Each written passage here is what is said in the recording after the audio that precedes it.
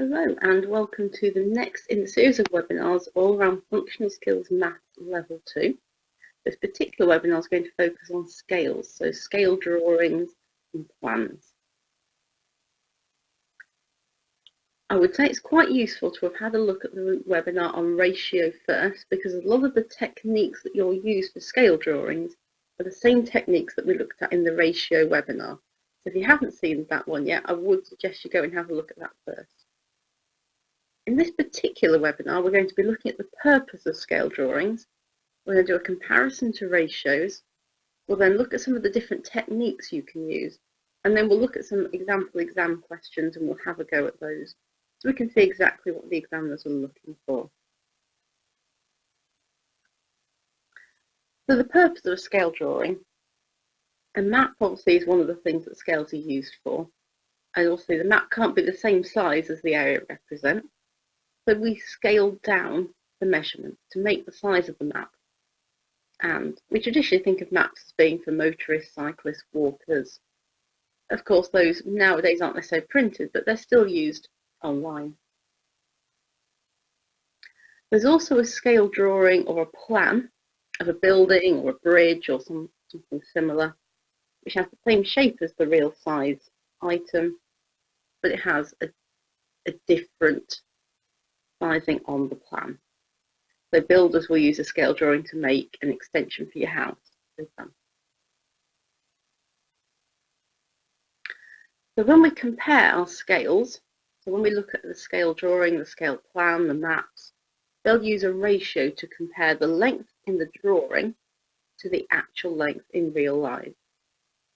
So you could say drawing length compares to actual real life length, or the map distance in comparison to the actual distance. And again, you'll use the ratio symbol, the colon, to show that. Sometimes people use the word to as well.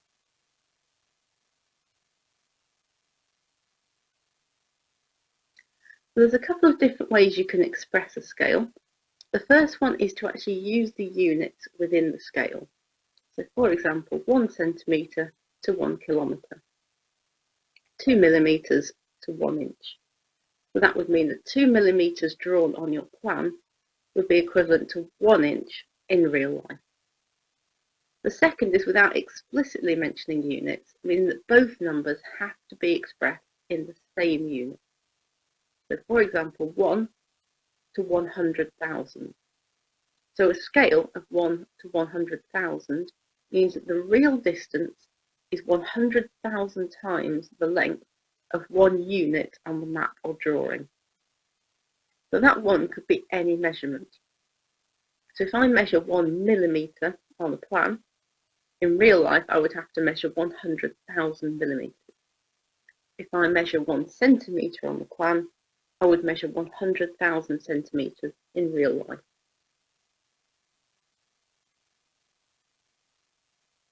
Here's an example of a sort of question you might get. Write the scale 1 centimetre to 1 metre in ratio form. So that really means that what we should do is express those both using the same unit. And it really doesn't matter which ones we use. Although what we tend to suggest is that you always try and simplify your ratio. So those of you that have looked at the fractions webinar will know how to simplify by dividing down. So in this case, you pick one of your measurements to convert everything into. You could choose centimetres, you could choose metres. If we choose centimetres, we need to know our conversion between centimetres and metres. So we need to know that there's 100 centimetres in 1 metre. This means we can now write this as a ratio, because we can write 100 to 1. And we now know that those are both in the same unit. So we can do it in this manner as well. We can start off by putting it into a scale, into a ratio, 1 centimetre to 1 metre. We can then do our conversion, and we can write 1 to 100. So what that will tell us is that 1 centimetre measured on the plan is 100 centimetres in real life. So sometimes you might be asked to work backwards. So that would mean find out what the scale is based on knowing a real life measurement and the measurement on the scale drawing or the scale plan. So here's an example. Judith is making a scale model of a shed. The real shed is 2.5 metres long. The scale model is 15 centimetres long. What is the ratio of the real shed to the scale model in its simplest form? So if you'd like to have a go at this question on your own, I suggest you can pause the webinar, have a go, and then rejoin in a moment to see if you've got the solution correct. If not, you can just listen along and I'll show you how you could work this one out. Again, there aren't necessarily set methods. If you want to use a different method to work it out, that's fine. You don't have to use the same method that I'm using.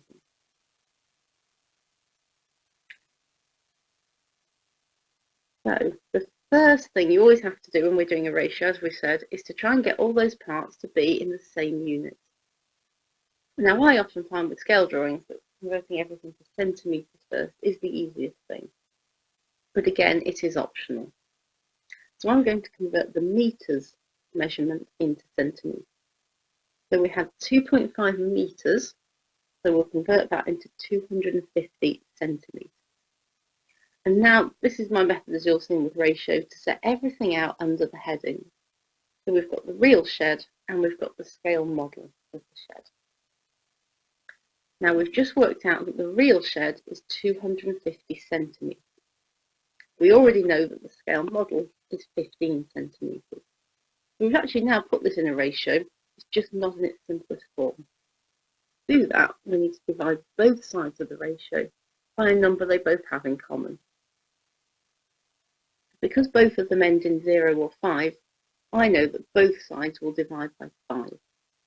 So we'll do that to get 50 and 3.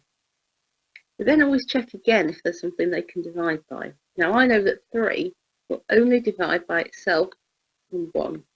And I know that 50 won't divide by 3. This means that those numbers will not go any smaller. So our simplified ratio is 50 to 3. And that will be our final answer.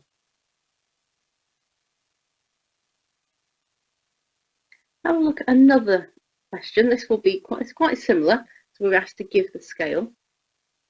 So we're making a base for a statue, which is a prism. The cross section of a prism will be a hexagon. And the hexagon consists of 6 equilateral triangles.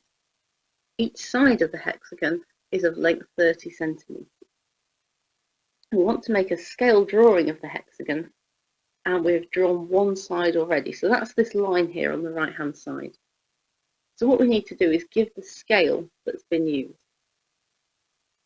Now I would say have a go at this question on your own, but also it's going to be difficult for you to measure this line. So for this question, I've put the ruler on the screen. If you want to pause and not look at the bottom bit first, that's fine. But this is one we can perhaps do together. So we need to measure the line first. And if you were doing a paper-based exam, they would give you a ruler, or you would take a ruler with you. For the online exam, you would probably have a ruler on the screen that you would drag around until it's in the right position to be able to measure that line. So if we look at the measurement, we can see that it's about 3 centimetres. So this means that 3 centimetres on the plan that Jose has drawn has got to be equivalent to 30 centimetres in real life, because we know that each side of the hexagon is 30 centimetres, and that's the real life measurement. And he's drawn 3 centimetres on the plan. So this makes the scale 3 to 30. Now we always try and write it in our simplified form. I'll know that both of those numbers divide by 3. So I divide 3 by 3 to get 1 on this side, and 30 by 3 to get 10 here. So this means our scale is 1 to 10. And in this question, there's quite a lot of extra information around these equilateral triangles, the prism, a lot of information there to distract you, whereas actually all we needed to do was look at the measurements that were already given.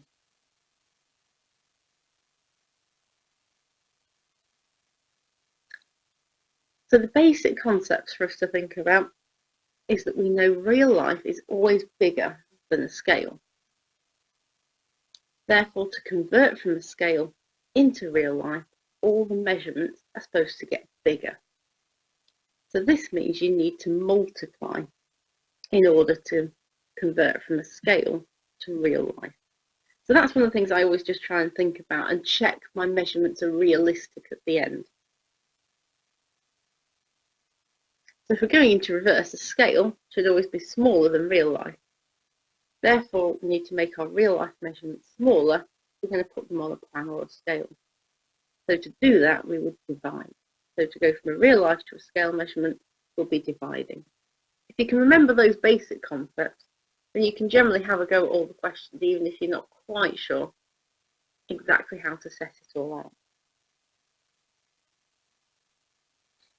However, as we've mentioned before, you must always look at the units.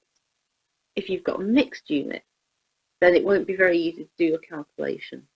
As I've suggested, it's often a good idea to get everything in centimetres before you start doing your multiplying and dividing.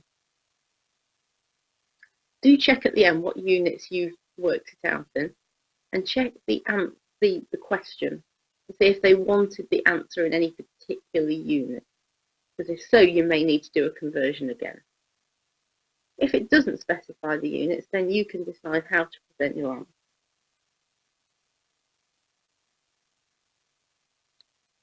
So the method, as we've said, get everything in centimetres or another unit you think is appropriate.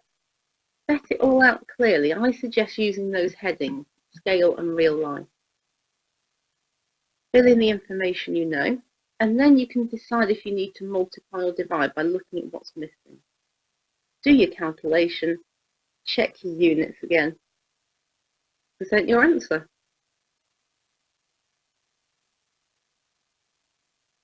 So these are the three main facts you'll need if you're doing a conversion for a scale drawing.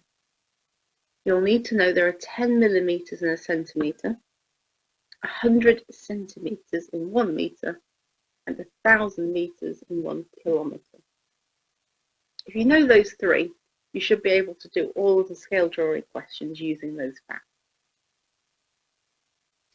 If they ever give you imperial measurements like inches, they would always give you the conversion with that. So you wouldn't be expected to know how to convert between inches and centimetres. Let's have a go at this question. The bench measures 4 centimetres on the scale plan. How long would the real bench be if the scale is 1 to 500? And it then asks you to present that answer in metres. So I'd suggest pause the webinar here, have a go at the question on your own, and then rejoin in a second, and we can see what the answer is.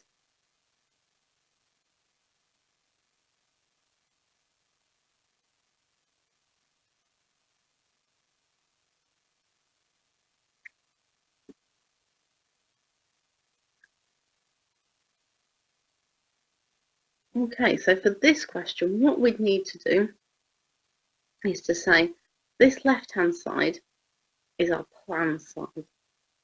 So we would put 4 on that side. We'd then say real life is 500 times bigger than that plan. So we need to make the 4 500 times bigger. And if you're using your calculator, you can just do that straight away by doing 4 times 500. And that will give you the answer 2,000. So we know that the real bench will be 2,000 centimetres in real life. We know it's centimetres because we started off using centimetres. So we've now got one answer. We need that answer to be in metres. So let's look back at our conversions. Centimetres to metre. We know there's 100 centimetres in 1 metre. So we need to divide this 2,000 by 100. So if we divide 2,000 by 100, we'll get 20. So we know that that will be 20 metres. So it's going to be a really long bench, probably going all the way around the side of a building. So let's try another question.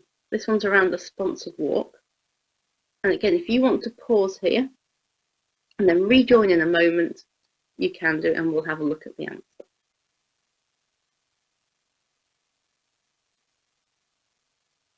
So we know that Jess is planning to do a sponsored walk.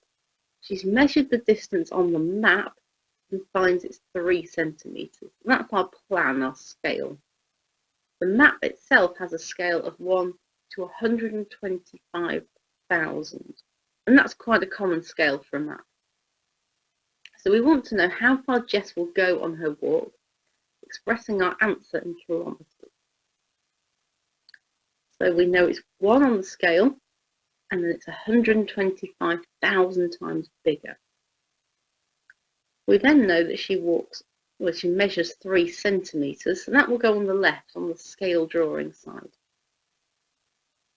That will be 3, and then our real life distance will be 125,000 times bigger than that. So we need to multiply 3 by 125,000. Again, if you're using your calculator, that will give you 375,000 centimetres. Because again, we started in centimetres, so that's what we've calculated it in. It does ask us, though, to express our answer in kilometres. So that means we need to convert our centimetres into kilometres. Now, 2 different ways you can do this. If we look back, you can either first convert to metres. So we would first divide our 375,000 by 100. And that will take 2 of the zeros off, and we'll get 3,750 metres. We can then convert from metres to kilometres by dividing 3,750 by 1,000. And that will get us 3.75 kilometres. And that will be our final answer. Some people may prefer to go straight from kilometres and centimetres, go straight between the two. And one way you can think of that is that if we look here, you can see there are 5 zeros that we're converting between, 2 in centimetres and 3 in metres, which means 5 decimal positions that we need to move. So we can start with our 375,000 and move 5 decimal positions backwards. So you count backwards 1, 2, 3, 4, 5, and that will give us 3.75. And you can see all the working set out for that question here. So we set out a scale on that side. We decided if we're going to multiply or divide. We decided to multiply to give us the 375,000. We wanted our answer in kilometres, so we needed to move back those 5 decimal places, which we can count, to give us the 3.75. And that's what we present our final answer at. Always do put those units on the end, the kilometres, so that they know that you've worked out which units you're using.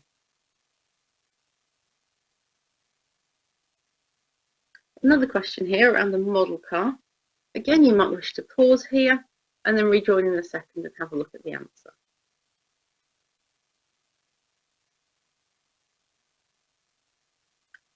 So in this question, Frank is making models. He's using a scale of 1 to 50. So he measures a real car, and that is 2.5 metres in length. So he wants to know how long his model car should be. So what we know is that real life is 50 times bigger than that scale. So we know that the 2.5 metres, because that's already a real life measurement, that is already 50 times bigger than the scale Frank wants. If we look at it the other way, we know that the scale should be 50 times smaller. Now, we can decide here what units we're going to work in. We can stick with the 2.5 metres, which is fine, or we can decide to convert that into centimetres and work with it in centimetres. and that is completely free choice. So if you've chosen one or the other, it really does not matter. So we can do it in both and see what different answers we get. If we stick with meters first of all, we know we need to make that 50 times smaller. So on our calculators, we can do 2.5 divided by 50, and that will give us 0.05. So that's our final answer. We know that Frank's model car should be 0.05 meters long. And that's fine, you can present your answer in that way because it doesn't specify the unit. If you prefer to do it in centimetres, we'd start off by converting 2.5 metres into centimetres. We know there's 100 centimetres in every metre, so that would give us 250 centimetres.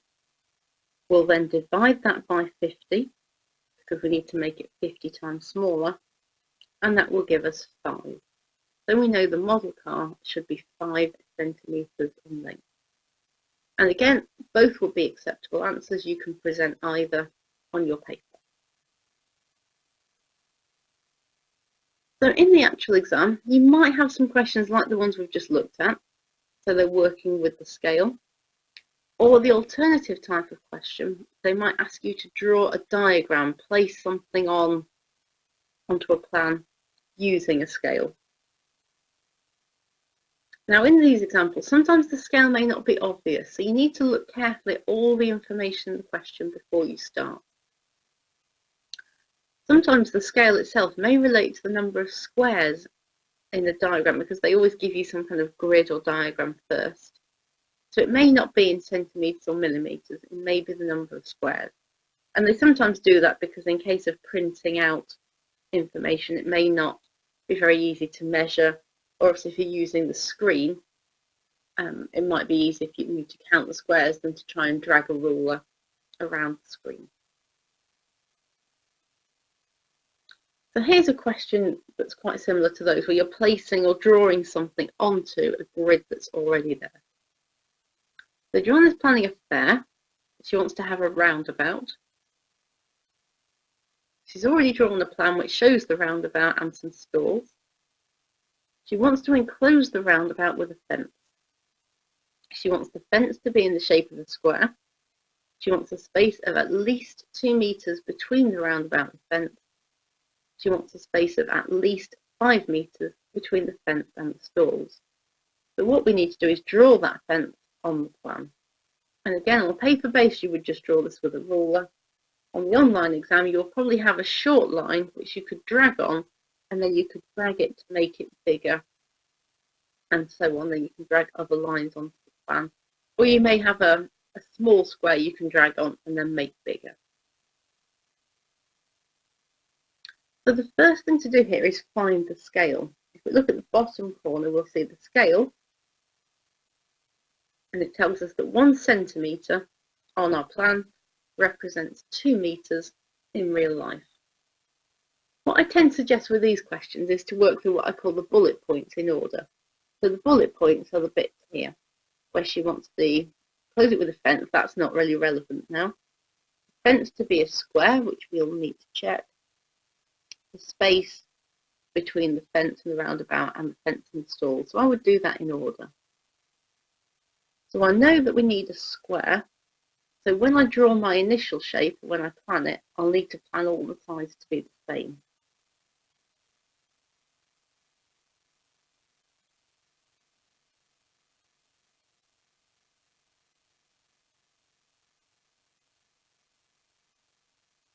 And if we want to carry on with this question, we need to look now at the words that say at least. Now, the at least parts are always important just to pay attention to those. Because it says at least 2 meters and at least 5 meters, it means they can be greater than that if you wish them to be. At least is the minimum required. So in this case, at least 2 meters means we need to count 1 square outwards, because 1 centimetre is equivalent to 2 meters on the plan, as we can see at the scale at the bottom. And they would normally remind you that these are centimetre square paper if they haven't given you the specific measurements. So we can count 1 square outwards to represent 2 meters. We could put it further away than that, but that's the minimum. And 5 meters means we'll need to use 2.5 squares because it's 1 square for 2 meters, so 2 squares for 4 meters, and then an extra half a square. And it's not unusual for them to do half squares.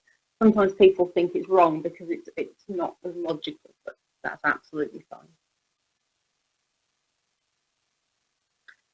So here's an example of a correct answer. This would be suitable to get the 2 marks on the exam paper.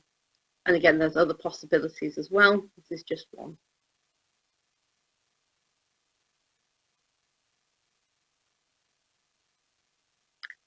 If we take a look at this next question, then Scarlett wants a space for games on the village green.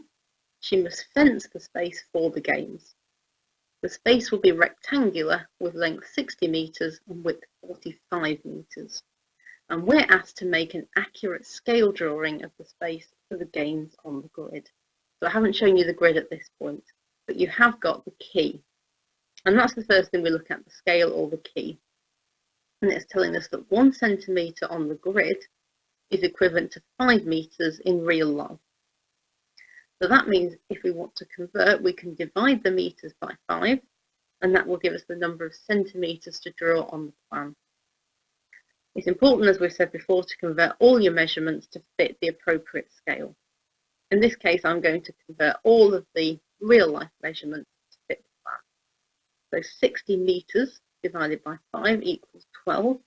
So we'll need 12 centimetres on the grid. 45 meters divided by 5 equals 9. So we'll need to draw 9 centimetres on the grid for the width. So we've got our conversions now. If you show those conversions, but you don't actually do the drawing, you'll generally get the 1 mark out of 2 for having started to do the question.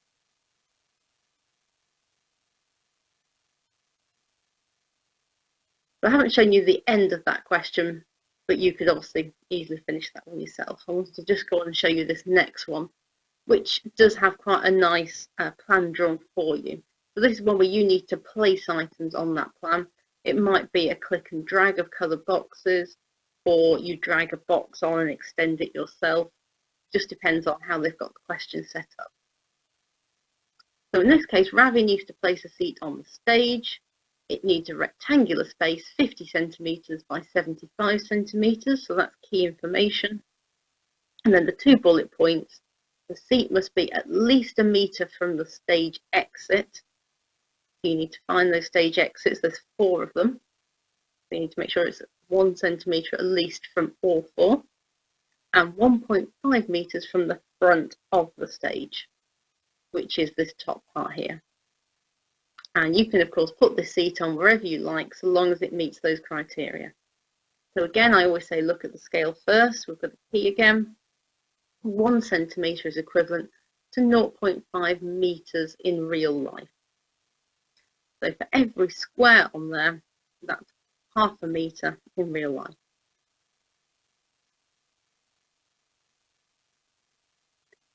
So in this case, we need to just be a little bit careful because the actual real life measurements are all in centimetres as well, which sometimes throws people a bit on this.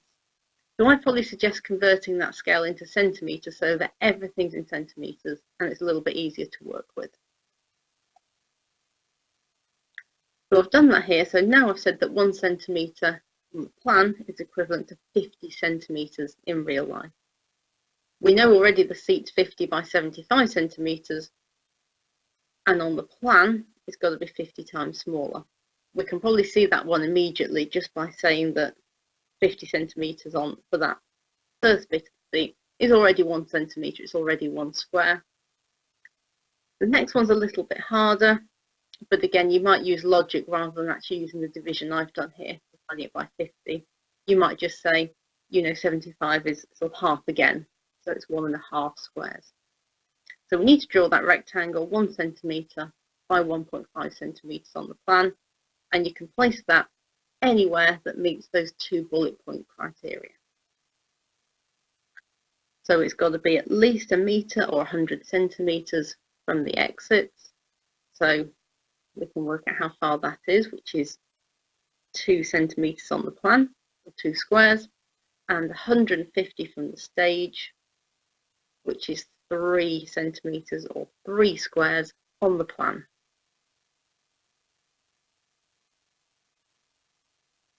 And here we go, here's a few examples. So remember, the rectangle is 1 by 1.5, got to be 2 centimetres from the exits, 2 squares, and 3 from the stage.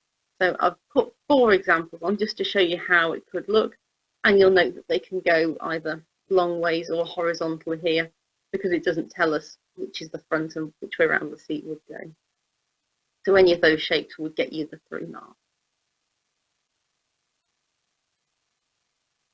One more to have a go at. You can have a go at this one yourself if you like, just by planning where you would draw on the space. So you can pause this question at any point and just plan where you would draw the picnic tables. This is around creating a picnic area. Josh wants 3 identical tables. Each table needs a rectangular space 1.8 metres by 0.8 metres, and we've got 3 criteria for these tables. So the distance from the entrance, the distance from the hedge, which is the black line as you'll see on the key at the bottom, and 1 metre away from each other. And we've already got this diagram and the key at the bottom. So if you want to have a go, do pause and have a go.